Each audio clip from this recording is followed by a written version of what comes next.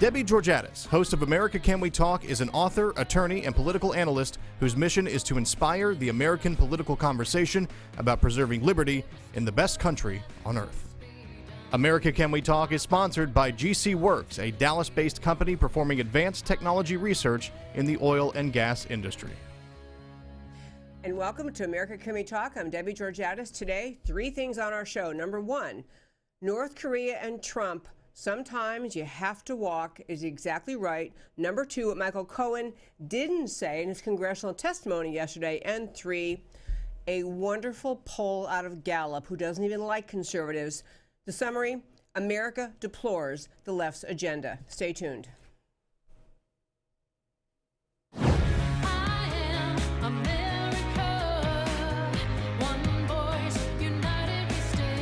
Debbie Georgatos, host of America Can We Talk, is an author, attorney, and political analyst whose mission is to inspire the American political conversation about preserving liberty in the best country on earth. And America Can We Talk is sponsored by GC. And welcome again to America Can We Talk. I'm so glad you've tuned in to today's show and to my first 5 today. Yesterday, we were talking about that at the same time that Michael Cohen was in Congress doing his smear job attack on President Trump.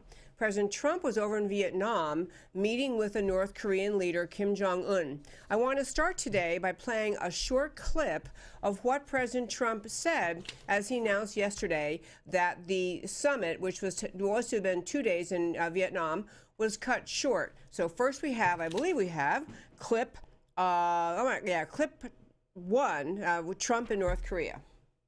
I think actually it was a very productive 2 days, but sometimes you have to walk. And this was just one of those times. Basically, they wanted the sanctions lifted in their entirety, and we couldn't do that. They were willing to denuke a large portion of the areas that we wanted, but we couldn't give up all of the sanctions for that. We spent pretty much all day with Kim Jong Un, who is he's quite a guy and quite a character, and I think our relationship is very strong. Okay, I got to tell you, that was just a short clip from a press conference in Vietnam when President Trump was announcing that they had cut the summit short. Now, again, if you're ever wondering about whether you're getting a straight answer or a straight story from the news, my tip is go to many of the left-wing websites, including CNN, and whatever their headline is, it's the opposite that is true. CNN, you know, you get little flash news notifications on your phone. I got one early this morning or last night saying essentially, you know, and it was some really harsh, you know, despite Trump's braggadocio, you know, couldn't pull it off, big failure, blah, blah, blah. But I really want to talk about how significant it is that Trump is meeting with the North Korean leader and pushing toward an agreement that's actually effective, actually will protect the world from the danger of North Korean nukes, and where we kind of are historically on this.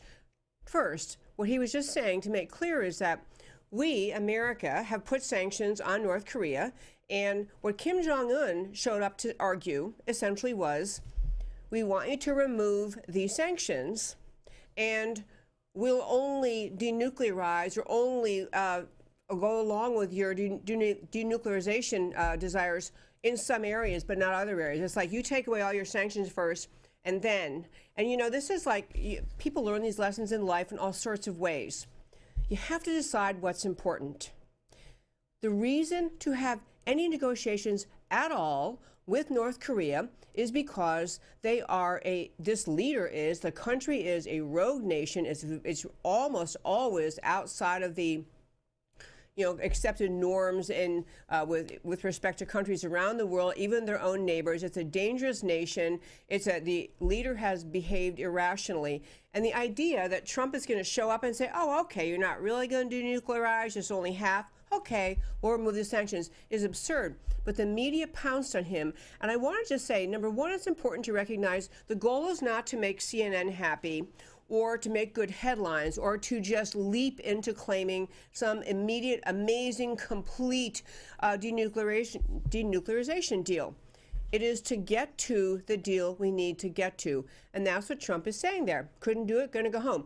Now, it may be in part that Kim Jong Un has to go back and talk to some of his pals, the other senior leaders. Even though he's a dictator and he's brutal and harsh and horrible man, he does have other leadership in his country, has senior advisors. Maybe he has to go back and talk to them and say, as a matter of fact, we can't get them to drop these horrific sanctions on us unless we actually do what they want us to do. Trump is obviously channeling or paralleling what President Reagan did back in 1986 when he walked away from the Reykjavik summit, the disarmament summit, when he was meeting with Russia's then leader Gorbachev. Just said, no, we're not going to go with the deal you want, and we're not going to sit here and pretend we are. And so there's a lot of championing of Trump on the right saying, sometimes these rough leaders, these harsh leaders and you have important demands, you have to walk away. But I want to remind you how kind the media was to President Clinton when he attempted years ago to negotiate with North Korea. And I have a long history. I read a long history this morning of how we got to the place we were when President Clinton claimed in 1994 that he had reached a deal with the North Korean leader. So we have a clip on that too. This was President Bill Clinton announcing, don't worry, got it all solved with North Korea. Here's his clip. Before I take your questions, I'd like to say just a word about the framework with North Korea that Ambassador Gallucci signed this morning. This is a good deal for the United States. North Korea will freeze and then dismantle its nuclear program. South Korea and our other allies will be better protected. The entire world will be safer as we slow the spread of nuclear weapons. Clearly, what Bill Clinton tried to bring to the world and tried to do on behalf of America in his announcement, that was October of 1994, didn't really do what he said it would do, didn't denuclearize North Korea, did not bring about North Korea's cooperation, did not bring about their integrity and commitment to denuclearization. I'm not saying this to bash Bill Clinton because, he's trying. North Korea is a tough nation. But part of what people love about President Trump is that he recognizes evil exists in the world and he treats people like they have to be treated. He doesn't say, as Bill Clinton seemed to be saying, well, we think we got him on board. We're all groovy now. As it ended up, they weren't at all. North Korea walked all over the deal. North Korea continued to develop nuclear weapons. Now, you did hear Trump say, hey, Kim and I got it going. We had a good, he didn't say the good rapport, but he used words like that. He's a good guy or something.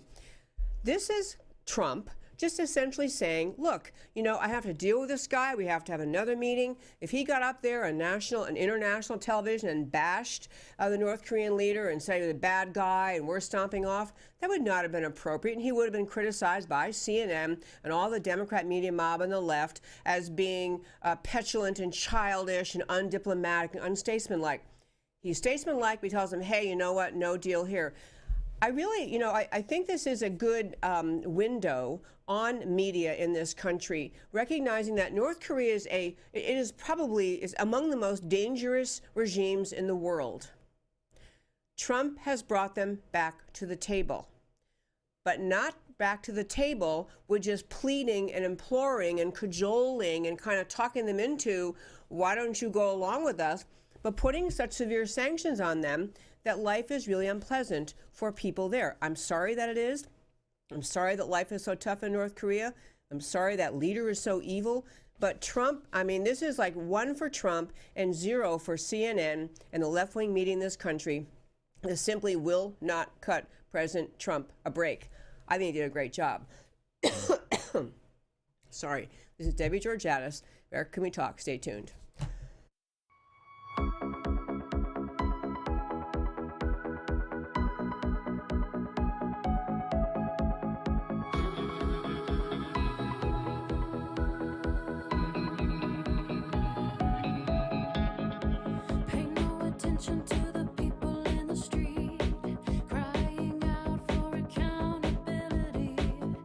So welcome back to America Can We Talk. So I'm getting over this cold. If you're listening to my show last week, it was much worse. Sorry, I had a little coughing there, but I think this whole thing with North Korea, for people who are serious about wanting the world to be a safer place, people who are serious about wanting to see a dangerous power like North Korea brought into agreement, brought into the modern world, recognizing we don't have communist dictators that simply ignore the world's will and build up dangerous nuclear weapons. Patriotic Americans of every background, every political persuasion, ought to be on board with the idea of supporting the effort of the president to bring North Korea to an agreement to actually denuclearize, not just pretend, not just one part, but not another part of our country, which is an absurd offer that Kim actually seemed to have been bringing to that summit. But it really speaks to me, it speaks to the evil of the American left, the mindset of the left, especially, and I am harping on CNN because they're about the worst of them, but they just were gleeful in announcing that, somehow there was a failure on Trump's part because he couldn't get Kim Jong Un to show up in Vietnam at the summit and just say, sure, whatever you say, we'll denuclearize. So the last little shot on this point, and then I am going to turn to my next topic, but Hillary Clinton, she who is not president, thank God, Hillary Clinton had an interview the other day, just prior to the time President Trump went over to to Vietnam to meet with the North Korean leader and try to work on this denuclearization. It was a wonderful reminder why it is such a wonderful thing that she is not our president and hopefully is not going to run for president again in 2020, although she can never really say no. She says, well, probably not. She has her people out sending signals both ways. But she had a snide, petulant, fifth grader attitude comment about Trump meeting with the North Korean leader. She predicted Trump's North Korean deal. This is Hillary Clinton, former Secretary of State, who did not succeed doing anything good with North Korea, I might add. But when she's interviewed talking about Trump going to deal with North Korea, she says, the North Korean deal will be like putting lipstick on a pig. She was mocking Trump's ability to negotiate with the North Koreans about denuclearization. She says, I have serious doubt that whatever Trump claims will be actually achieved.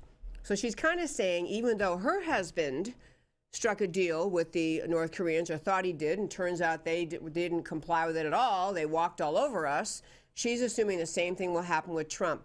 And whether you do or don't like Hillary or Trump, the serious patriot, the serious thinker, the people who want America to be safe and strong and good should not be cheering against the president's efforts to bring North Korea into alignment. So I am thrilled Trump had the judgment, the backbone, the bravery to say, I'm not going to sit here and pretend we're making progress when we're not.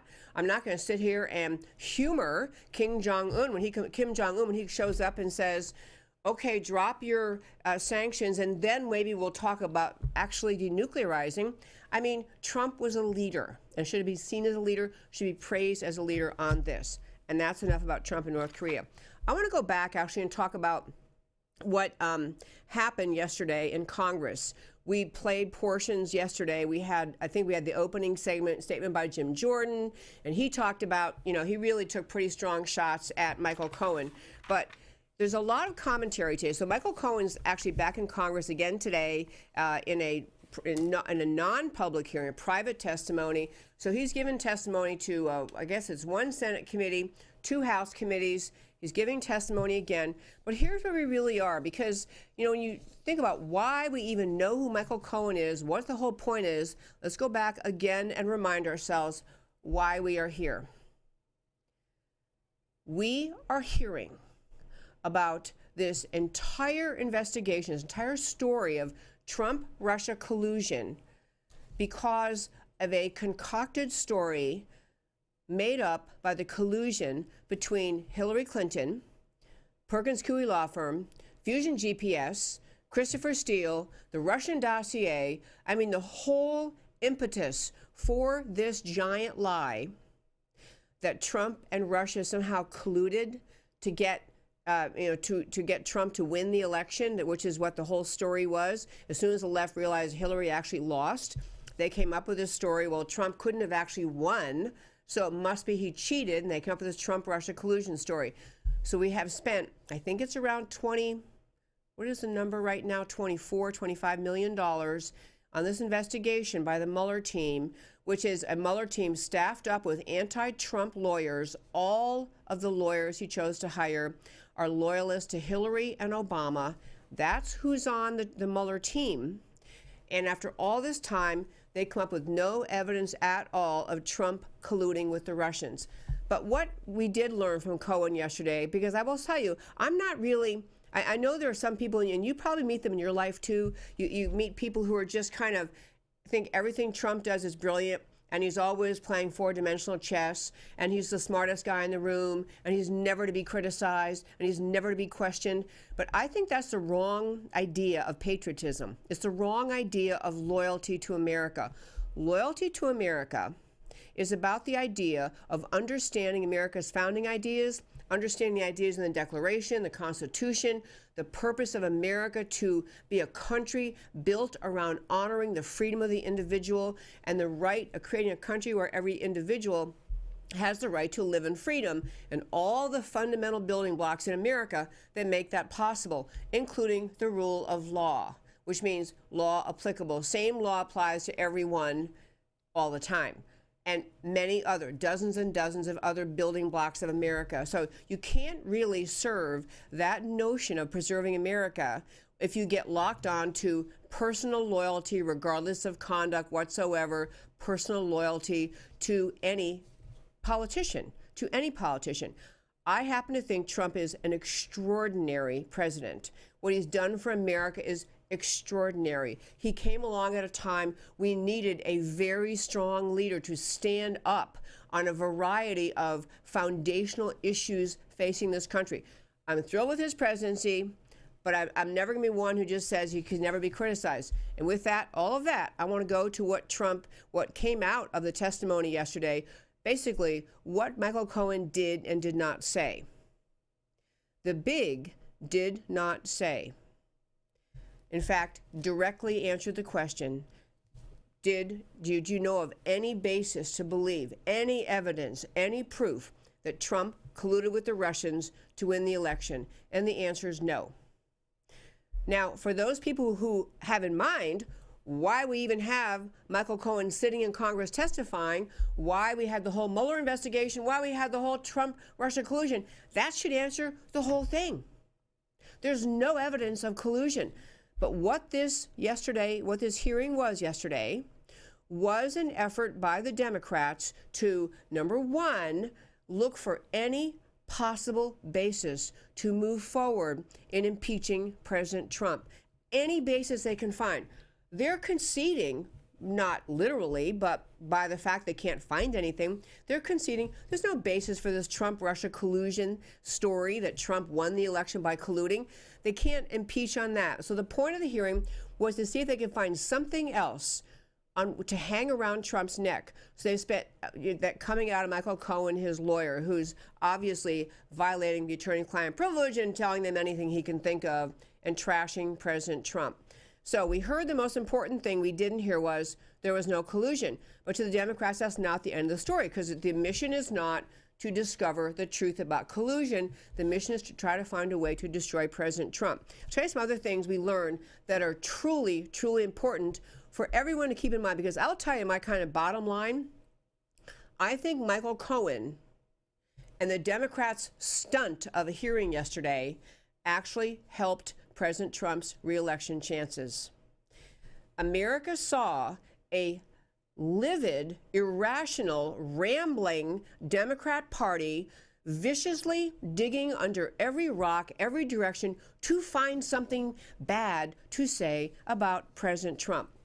They also learned, because of Jim Jordan, thank goodness for him, learned that Lanny Davis, and by the way, Lanny Davis, longtime Clinton friend, Hillary Clinton ally, lawyer, the moment, you remember when Michael Cohen's office was raided, Mueller had his team, he had a warrant, but had his team raid Michael Cohen's office and took away everything related to Cohen's representation of Trump over all these years. The moment Michael Cohen announced that the attorney he hired to defend him was Lanny Davis, is the moment he told America, Michael Cohen, told America, I have no loyalty to Trump. I'll do anything to save myself. I will do anything to get in the good graces of the Democrat Party. I'll do anything to prevent prison. I'll do anything to destroy Trump, because Cohen, sticks his finger in the wind and realizes, whoa, sounds like Mueller's getting serious and I might be in trouble here. He picked a Democrat, Hillary Clinton loyalist lawyer to represent him, who wrongly, in fact, it's probably malpractice, Lanny Davis advised Cohen to plead guilty about making payments to the Membo Eruption Squad, the whole, the pole dancer, whoever these people are, porn stars, all these people that were claiming that they had some relationship with Trump and they wanted to be paid off. So, number one, Lanny Davis, he of Hillary Clinton fame, we heard from Jim Jordan's opening statement, orchestrated this whole charade in Washington. Lanny Davis, Hillary Clinton supporter, Hillary Clinton and Bill Clinton do anything for them, came up with the idea of this hearing, talked Cohen into doing it, talked Elijah Cummings, the chair of that House committee that hosted the hearing, that held the hearing, talked them all in. He orchestrated the whole thing. This is a further Clinton and Democrat orchestrated attack on Trump, as was the entire Russia-Trump collusion. So they get this hearing going. So we have, number one, Lanny Davis behind it. Tells you right there, no mission to find truth, mission to support Hillary, mission to destroy Trump. We also had this pleading guilty. Michael Cohen getting talked into pleading guilty by Lanny Davis over making payments to the pole dancer, whoever she is, the porn star. And that idea that what he pled guilty, to be precise, was that supposedly that was a violation of the campaign finance laws.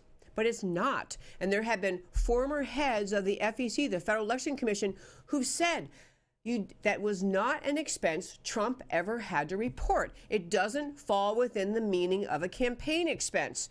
But Lanny Davis frightens Cohen, talks Cohen into pleading guilty, which of course by extension would make Trump guilty of a campaign finance violation for not reporting the payment to the pole dancer, or whoever she is, porn star. But the point of it is, this is a guy who's already, Michael Cohen, walking lockstep what the Democrats are telling him to do from the moment he hired Lanny Davis, from the moment he pled guilty to a campaign finance violation for paying off the pole dancer. Next, this entire idea, and this is where I get to my point earlier about I'm not just a no matter what Trump does, he's a great guy person. Trump is apparently, by all reports that seem to have some credibility, Trump has apparently had one or more extramarital affairs. I'm actually in favor of fidelity. I'm in favor of monogamy. I'm in favor of marriage. I do not think that people who support Trump ought to be out there saying, so what, who cares? The answer is, I don't like it at all. I actually am in favor of marriage and fidelity in marriage. But I can put that fact in its proper context. I can say, yes, I agree. I don't like marital infidelity. It's a bad thing. You can take that fact, say, don't like it, but still recognize Trump won the election. Nobody voted for him because they thought he was a Boy Scout. People voted for him recognizing his playboy reputation, his billionaire New York City socialite status, his entire demeanor and manner of, they voted for him after they knew about the Access Hollywood tape. People who like Trump, who voted for him, including myself, voted for him because we want him to do the things he's doing to protect and save this country. So the fact that Cohen blathered on, and the Democrats seemed to get so much joy out of hearing Cohen talk about having paid off the porn star and how he paid her off and, who wrote the check and when it happened, and all of that is irrelevant. No one's arguing, at least I'm not arguing. No one's arguing that Trump is a Boy Scout. Everyone understands he may have had extramarital affairs. He may have paid off these people with whom he had these affairs, but it makes no difference to those of us who support him for the things he's doing to save this country, to speak out against socialism, to secure our borders, to reassert America's prominence in the world, to get us out of the idiotic Iranian deal and the stupid Paris climate deal. The many things Trump has done to remove so many regulations with a stranglehold on America's businesses. People are happy with what Trump is doing, and they can compartmentalize. Okay, don't like so much. In the same way the Democrats managed to compartmentalize all of Bill Clinton's perpetual, ongoing, never-ending, relentless extramarital adventures. You know, I'm not saying that Clinton made it okay for Trump. I'm saying when Trump is doing for America, what you really got at the hearing yesterday is, okay, so apparently there's validity to, or there's some argument that Trump paid off these people for their silence with respect to his extramarital affairs. The next big point that came out of the hearing, and so I'm putting the category of he wrote checks to the porn star as a so what. It's not a violation of campaign finance law, despite Lanny Davis duping Michael Cohen into pleading guilty for that, and it's just irrelevant in the grand scheme of Trump's presidency. But the other thing that was a big topic was Trump having a deal ongoing in Russia with respect to building or negotiations over building a hotel in Russia after he began his campaign. And that, too, I get to the same bottom line. I don't like lying. Candidates should tell the truth. Presidents should tell the truth. But the fact that Trump was apparently working on a deal to build a hotel in Russia while he was running for president means nothing. Big, fat, zero, zip, zada, nada, nothing.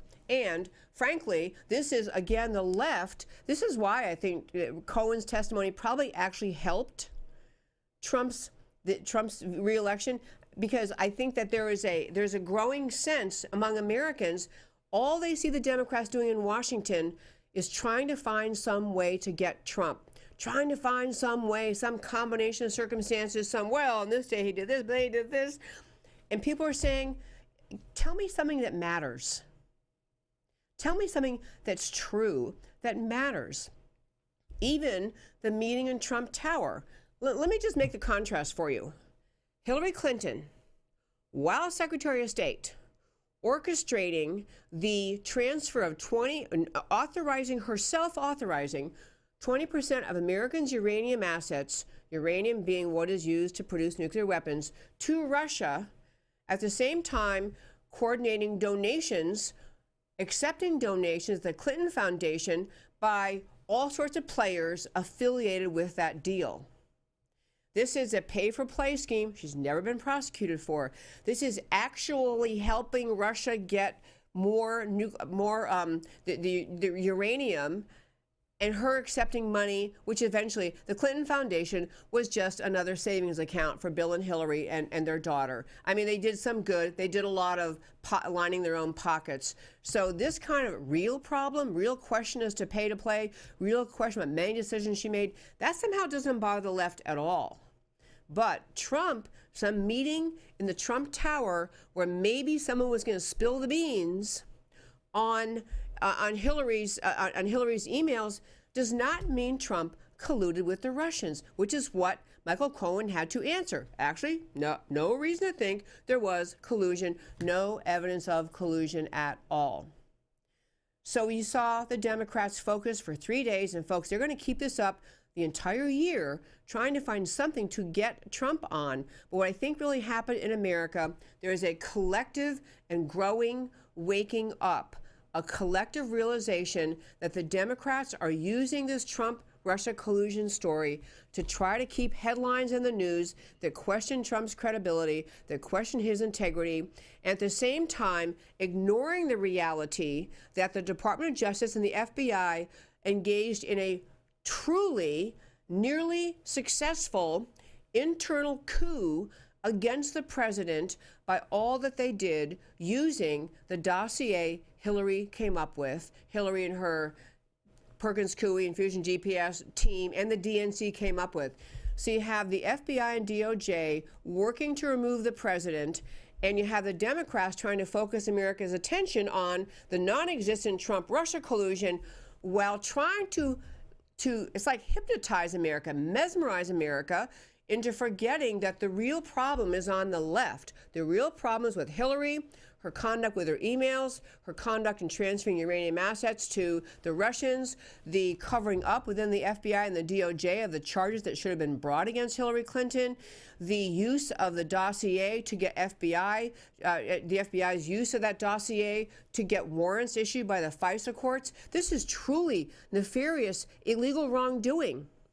And I think more and more Americans are seeing this.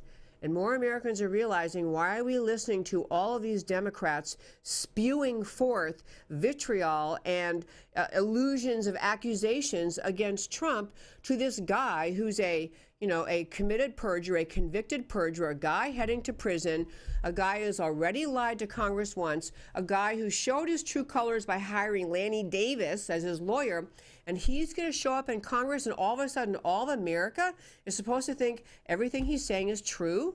And this is the Democrats' best evidence against Trump, is a committed, convicted perjurer? So I think, actually, what Cohen did was help Trump's reelection. He showed how shallow the Democrats are, how vicious they are, how unwilling they are to lay out all the cards on the table to deal with what happened inside the FBI and the Department of Justice, and their actually nefarious attempt to subvert the election before it happened, to steer the election to Hillary, to create confusion and accusation and a cloud of suspicion over Trump.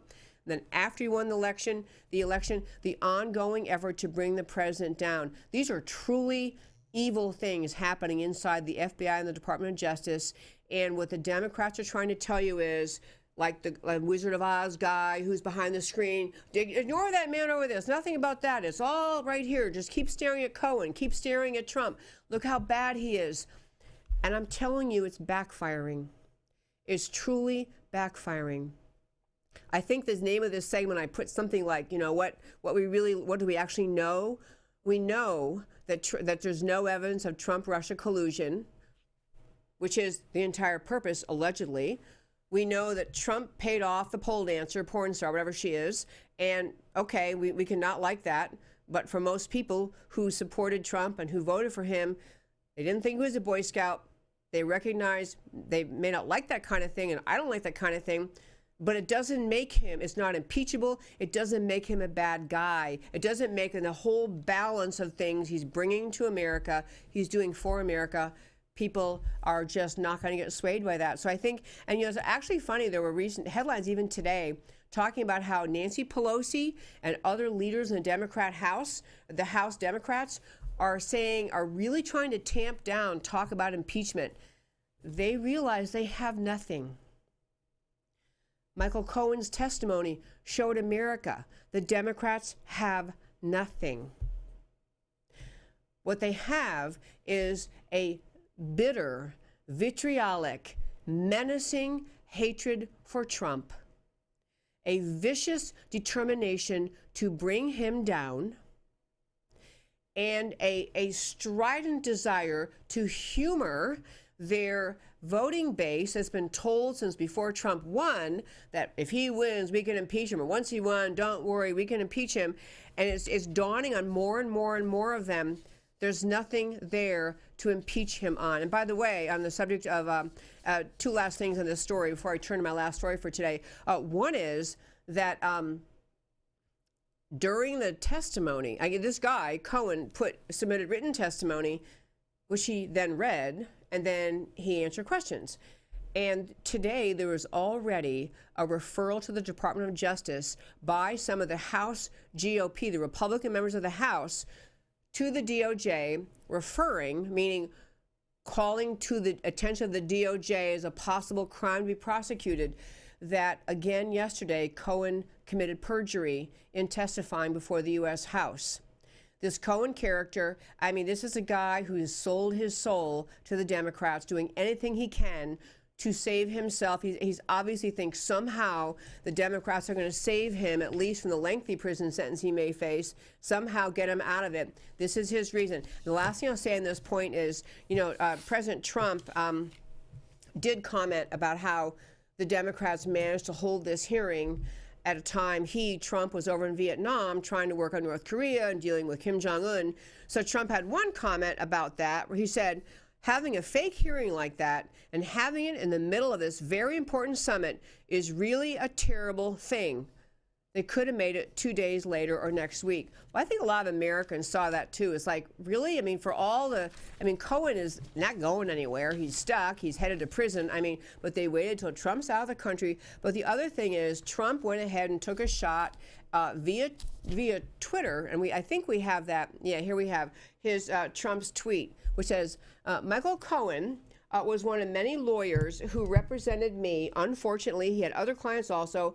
He was just disbarred by the state Supreme Court for lying and fraud. He did bad things unrelated to Trump. He is lying in order to reduce his prison time using Crooked's lawyer. Okay, so first of all, the reason I want to put that up is a couple of reasons. One is Crooked was his name for Hillary. So he's referring to Lanny Davis using Crooked's lawyer. Second is there's so many, and I don't even want a nice word, to refer to the Republican never-Trumpers or anti-Trumpers, that they're kind of panty waist, they're kind of, scolds and just schoolmarm types who complain about Trump's use of Twitter and say, it's so unpresidential. Why does he do this? He doesn't have to do this. I got to tell you, early on in Trump's presidency, I was kind of overwhelmed by how much he used Twitter and thinking, my gosh, can he just, he's got the kind of the microphone of the century. He's got the bully pulpit. He can talk anywhere. I am loving his Twitter feed. I am grateful for his Twitter feed. This is Trump calling out. He's limited by the number of characters Twitter limits you, which is great because, it's a short number. He goes right to the heart of it. Michael Cohen's using Hillary Clinton's Lanny Davis lawyer who orchestrated the whole hearing. He calls him out as a liar, just goes right to the heart of it, and he's not letting the Democrats and Michael Cohen get the last word. I'm telling you, when people complain about Trump using Twitter, I've started to think of it more like, when in this country, before we had telephones, so everybody had to communicate via, cable or telegram or in a newspaper article. But ultimately, obviously, telephones became part of modern technology, and presidents use telephones. Well, today, Twitter is kind of like using the telephone to talk to the American people. I love it. I love that Trump is unwilling to let this Democrat attack mob continue destroying him or try to destroy him. I love that he's standing up for himself. I love that he's calling out Cohen as a liar, which he clearly is. He's been disbarred for it. And I kind of love Trump's whole, just even from far away, I'm gonna draw the connection again for America.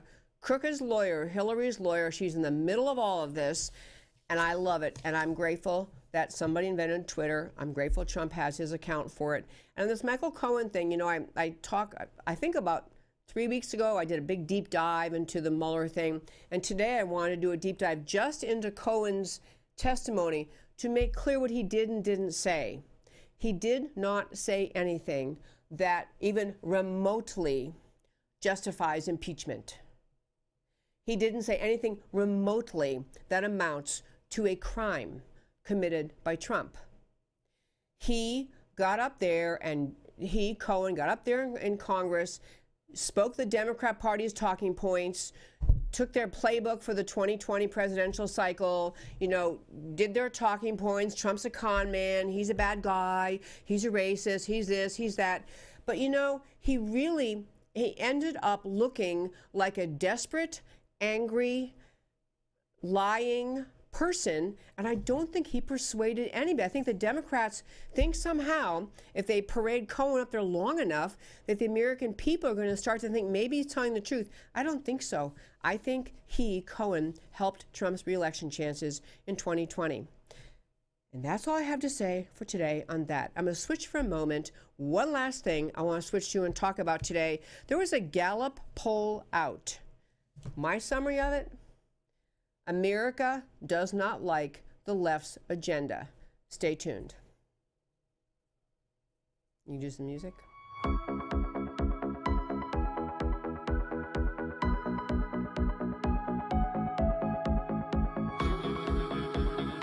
So welcome back to America Can We Talk. So I'm going to say, first of all, that I do this show now out of Real News PR, the Real News Communication Network. And so I've only been doing it 2 months here. I love doing the show here. First, I want to give great thanks to Derek Kaufman, who's sitting in this week, for Matt Stoker, who's my producer, he had the audacity to take a vacation week just because, you know, I've only been here 2 months and he went on vacation. But Derek's been awesome. Matt is awesome. This whole studio is awesome. The way it's just so they're helpful with all the technology, and I really like the feel of the studio to be able just to look at you in the face and talk to you. I love hearing from our listeners. People email me and you can email me at americacanwetalk@gmail.com. I'm way behind in replying, but I am trying. I also love to have you, if you're watching us on YouTube, to subscribe to the YouTube channel. If you're watching us on Facebook, I'd love if you like this page on Facebook, if you'd share segments of this show. We break the show in segments, so you can share, for example, just my interview yesterday with Felicia Benton, or just my interview with Frank Gaffney last week. You can share interviews, you can share First Fives.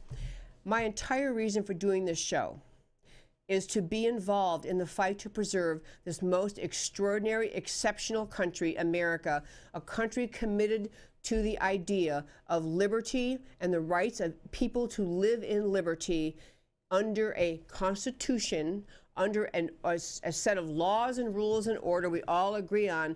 And America, as founded, is under heavy assault from the American left. You literally cannot have the goodness of America and socialism. It's one or the other. What Alexandria Ocasio-Cortez and Bernie Sanders would do is to destroy this country. You cannot have America and socialism. You cannot have America and tribalism. Whether it's racism by white supremacists, racism by black nationalists, the tribalistic effort of the American left to divide America into identity groups and then forever and a day pitch them against each other. It destroys the fabric of America and the goodness of America. You can't have America and tribalism.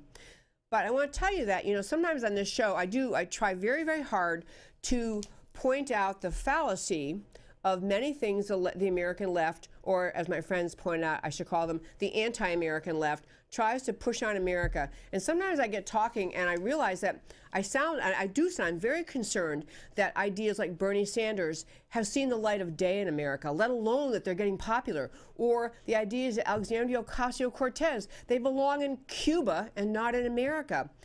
So, but I found something, a Gallup poll. I want to share. I sent Derek a PowerPoint. Okay, I'm not the queen of making PowerPoints, so do not email me and tell me that I could have made a better PowerPoint. But this is my PowerPoint. There was a Gallup poll out. First, I want to just ask you, so it's what do Americans think? And that's what I called it. I'm going to go just the next screen. Okay, next screen we have in my PowerPoint is this. What number of states do you think in this country, how many states are there where conservatives outnumber liberals? 7, 12, 24, or 43? This is Gallup. And by the way, Gallup is a liberal organization. They're always trying to push the liberal agenda. Which one of those do you think is the answer? How many states do conservatives outnumber liberals? And the answer is, next page, please. Okay, I'll tell you the answer. 43. 43 of 50 states. Conservatives outnumber liberals. I'm telling you, America does not want the agenda the left is pushing on this country. But we get in trouble as conservatives for a number of reasons. I'm going to talk about those in a minute. We start to not think, we start to get fearful and think maybe America's not as really, doesn't think like we do. Maybe the conservatives are wrong. We listen to the mainstream media, the Democrat media mob, the CNNs and ABC and NBC and CBS and New York Times and Washington Post, And we think, wow, that's what America really is. I must be wrong.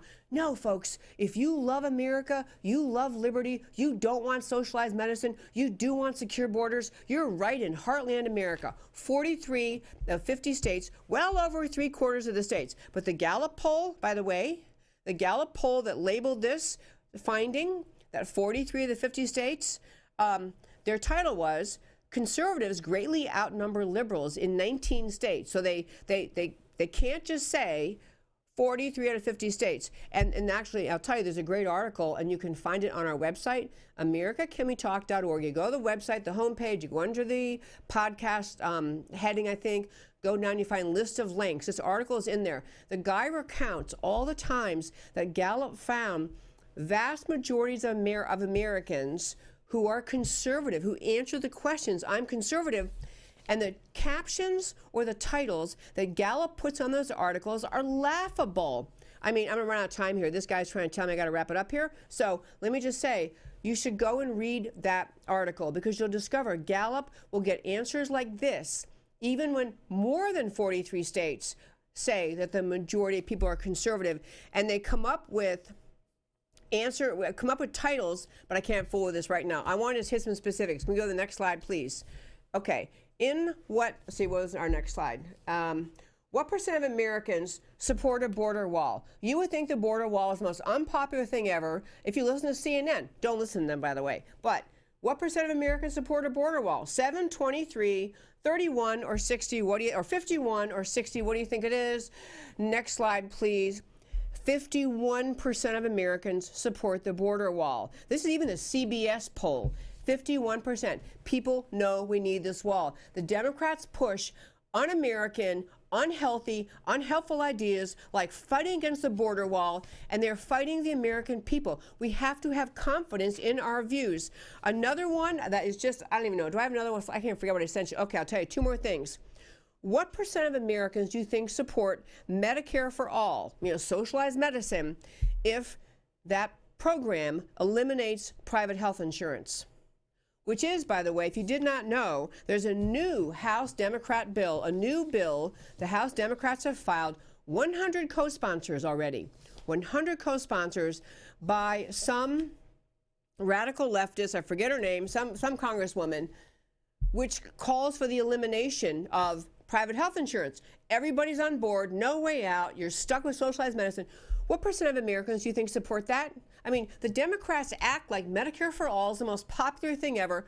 Only 13% of Americans would support Medicare for all if it meant eliminating private health insurance. I could go on and on and on and tell you that the answers of conservatism, or just forget that word, the answers of restoring freedom in America, of speaking up for freedom, whether it is a secure border, whether it is retaining private health care and the right to have control over the healthcare system, your individual control, the individual's control, have free market ideas melding their way into the healthcare system. These are popular ideas. But if you listen to the mainstream media, you wouldn't know that. And I'll tell you one last point, and then he's going to cut me off. It's terrible. Just because my time is up, he's going to cut me off. But I do want to urge you to think about this. Between now and presidential elections in 2020, every week, every month, you will be treated to stories that argue to you that basic core apple pie, mainstream America's ideas are radical, are right-wing, are too extreme, or unacceptable, that America's moved past that. America's a, post-America, post-freedom, post-liberty country, and we're not. I want to tell you two things. Be vigilant, speaking up for the policies, the ideas that keep America safe and strong and free, but also take heart, because America really is right with the conservative message, right with the idea of a country based on, rooted in, and standing up for the individual liberty of every citizen. I'm Debbie Georgatos. This is America Can We Talk, every Monday through Thursday, 3 p.m. Central. Wherever you're listening, you can come back then. Like the Facebook page, subscribe on YouTube, Come back next Monday, and remember to always speak up for America, because America matters. Thanks for listening.